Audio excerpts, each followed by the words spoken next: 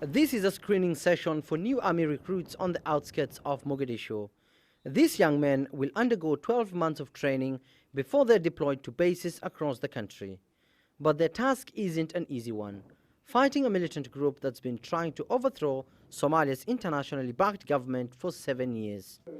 According to recent data from rights groups, Al-Shabaab has been forcefully recruiting children, especially in rural areas. There are children being taken from the school, from the madrasa, and from their own homes by Al-Shabaab and forcing to carry out the gun and to fight for them. Earlier this year, the army killed hundreds of Al-Shabaab militants in the Puntland and Galmudug regions. Hundreds more were arrested, among them child soldiers who are being reintegrated in detention centers like this one in Puntland.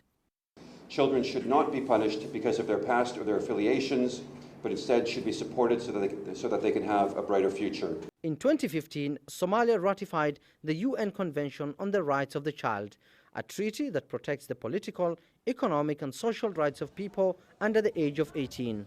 However, activists say the government has yet to address the recruitment of young people in its own army. It is 2016 and Somali children are still being used as soldiers in the conflict. They are children from the rural community whose families are living extreme poverty. Those children are in the front line right now and they are fighting alongside the Somali military.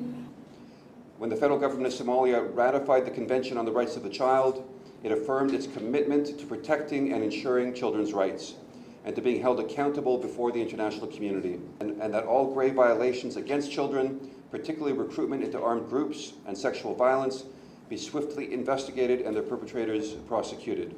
The African Union has joined the call for an end to the recruitment of child soldiers in Somalia. It's also appealed to Somalia's international partners to help ensure that children aren't recruited into the Somali National Army.